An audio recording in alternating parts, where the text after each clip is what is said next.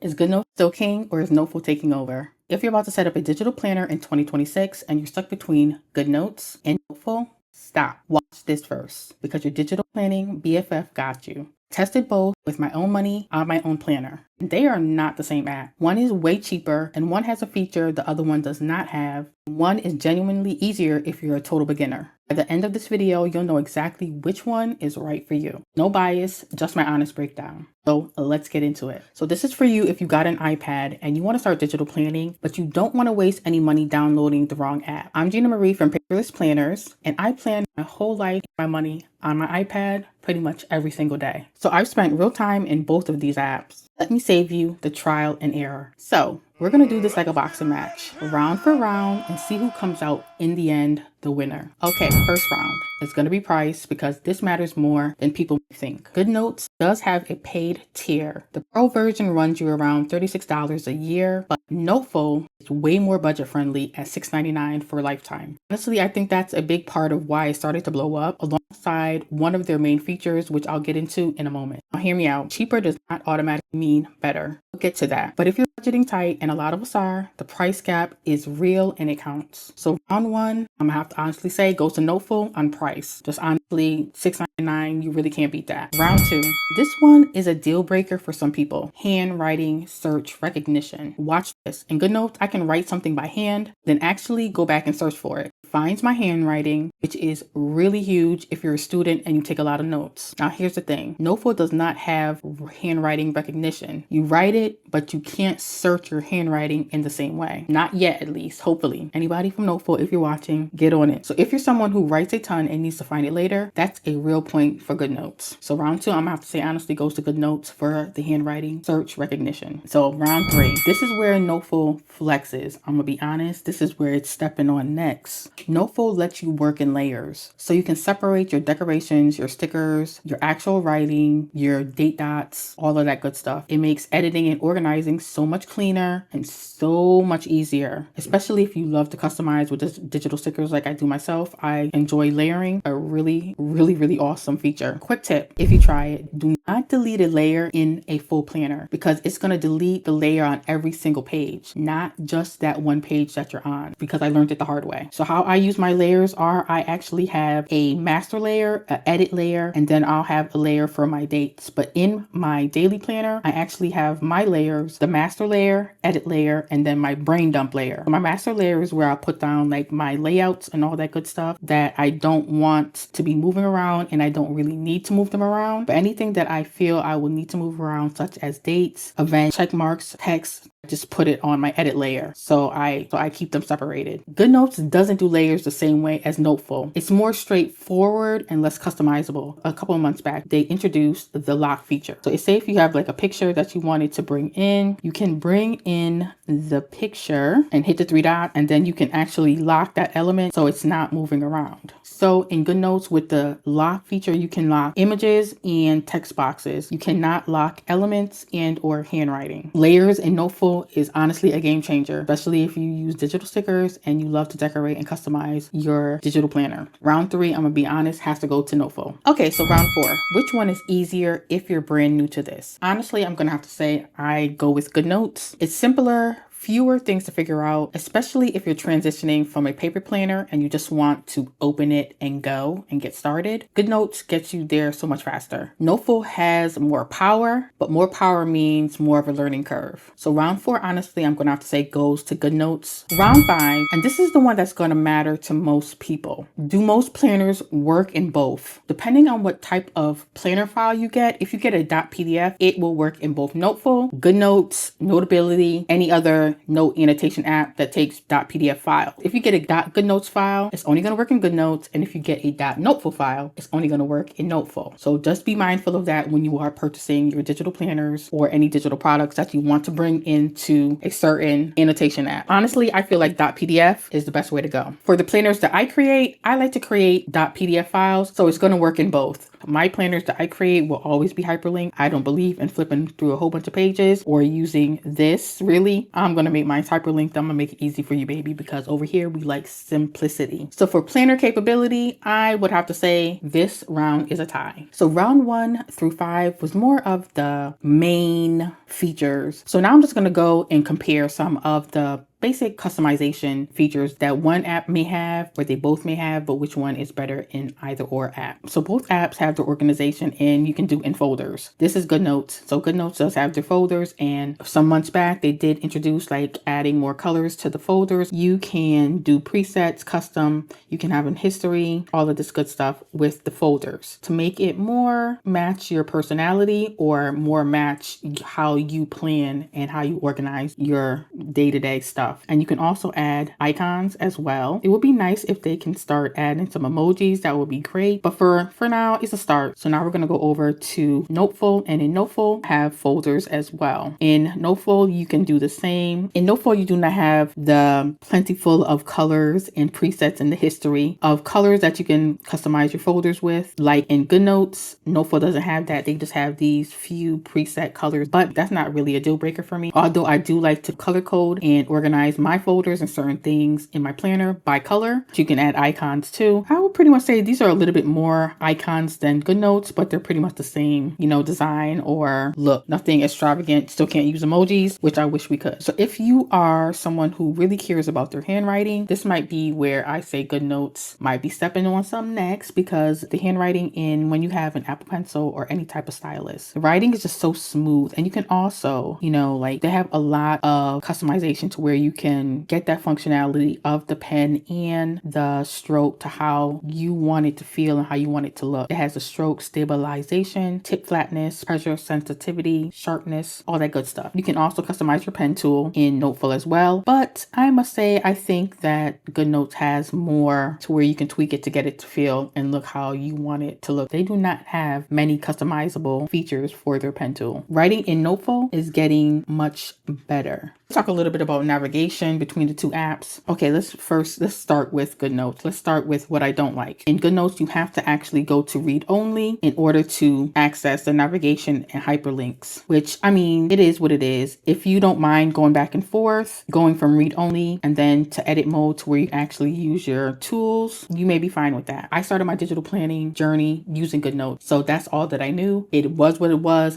I didn't know what I was missing until I went over to Noteful. In Noteful, all you have to do is long press and it takes you to where you want to go, which is amazing. So I don't have to toggle on and off being in read only mode or edit mode. That's less presses for me. So that's another thing that I really do love about Noteful. Let me just summarize that. In GoodNotes, you have to actually go into read only mode if you want to use the navigation, such as the hyperlinks in your planner. In Noteful, all you have to do is long press. So in GoodNotes, if you want to link a text, you bring up your text box. Say we want to write a text. We got GoodNotes, and then you're going tap off of it, tap back into it, and then hit the 3 dots and you see it says link. Okay, so in GoodNotes, you're going to click on link settings, and then you can link to a document within GoodNotes. You can link to a website. So if you wanted to link to a different page in this document, you would just go ahead, or any other document, you would go ahead and find the document that you want this text to link to, and then you would just link it. If you just wanted to link it to another page and a certain page, you would just add that page as well too. The only thing is, I don't like that you cannot link elements in GoodNotes. Not that I have seen or learned as of yet. You cannot link elements in GoodNotes. So in Noteful, if you wanted to link from a digital sticker, all you got to do is, say if I wanted to link this to my YouTube page, you grab this digital sticker, you can lasso it,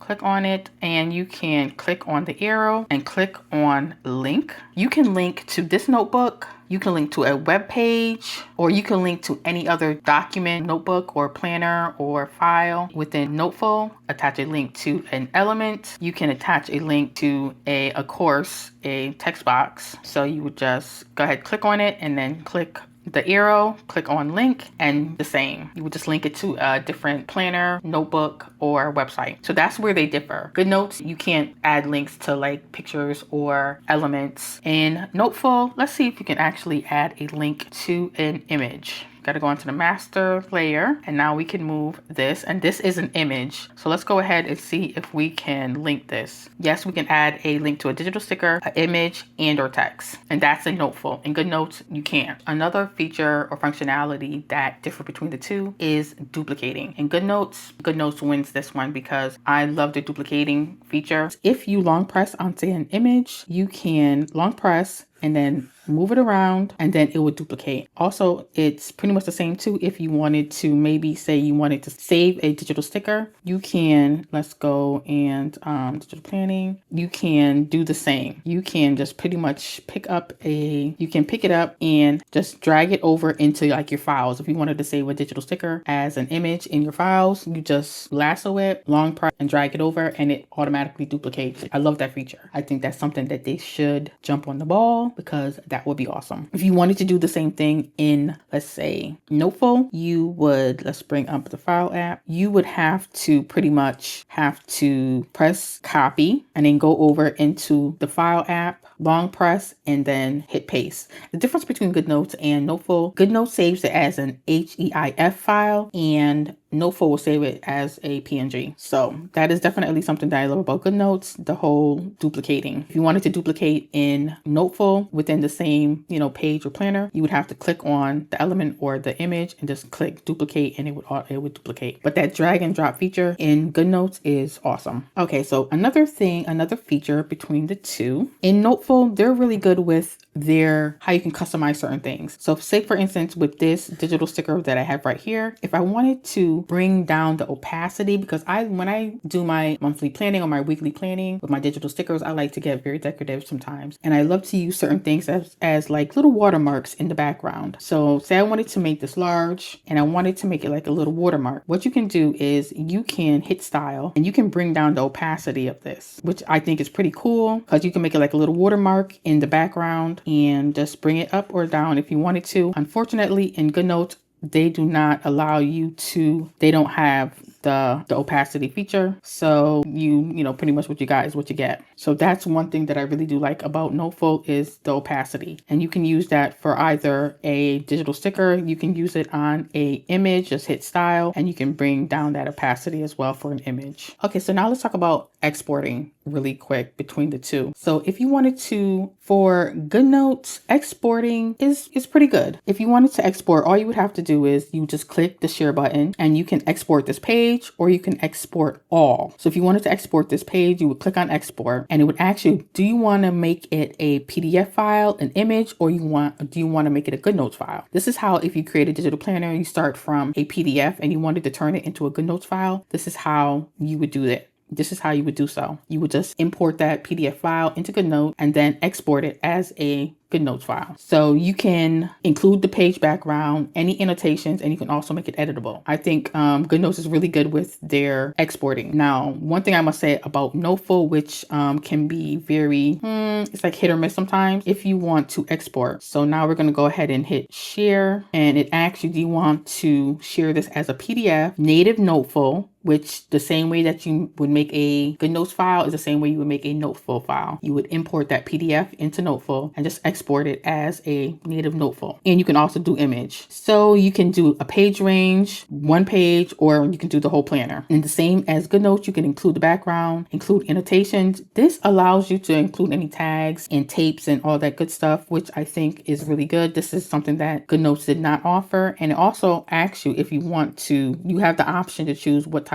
of graphic quality. Do you want to make it very high, best, which, if you do best, it's going to be a little slower, but very high or high. When I export my stuff, I always make sure that I do very high because I want the best quality possible, because I'm going to turn around and offer this to people. So I want to make sure that it's at the very highest quality that it can be. Heads up on Noteful. If you export your note or any active hyperlinks, they don't always carry over. So that's something to keep in mind if you like to export and share any notebooks, planners, or files. styles. And I think that might be just about it. I do want to talk about some other features, but I think that might be in a separate video because I want to talk about Noteful and a new feature that they kind of introduced about a couple of months ago. And it's their color palette, which I think is awesome. I think I will do another video on that. If you guys are interested in learning more about Noteful and their color palettes, please go ahead and leave that in the comments. I can do a separate video on that. But for Noteful's pen tool, really quick before we go, I'm going to go over just the colors. So in Noteful, one thing you can do is you can save certain colors to a certain pen tip size.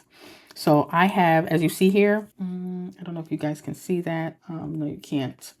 But in this color red right here, it says dot 0.35. The tip is going to be 0.35 for my red. And also you can save different colors to have different tip sizes, or you can save the same color with different tip sizes. So I think that's something that's really cool. And this is how you would go in and you can change your palette if you wanted to, which is a freaking awesome feature. Like I said, I can do a totally separate video on that because that will make this video even longer than it probably already is. And in GoodNotes, for their pen and their colors, they have, you can have a lot of colors right here in the toolbar, which I think is really cool, very accessible, easy to get to. And you can also change your colors if you wanted to. You can do presets, custom, history. That's how it goes in GoodNotes. In Noteful, if you wanted to change your colors, the same thing, you would just bring it down and you can add, this is palettes, but you can also change the style, palettes, you can get the color wheel, and you can add more presets if need be. There is something between the two different apps that I do find worth mentioning. It's glitching, which anybody that uses GoodNotes already knows about the glitches. Very glitchy at times, especially when they're doing their updates and stuff like that. And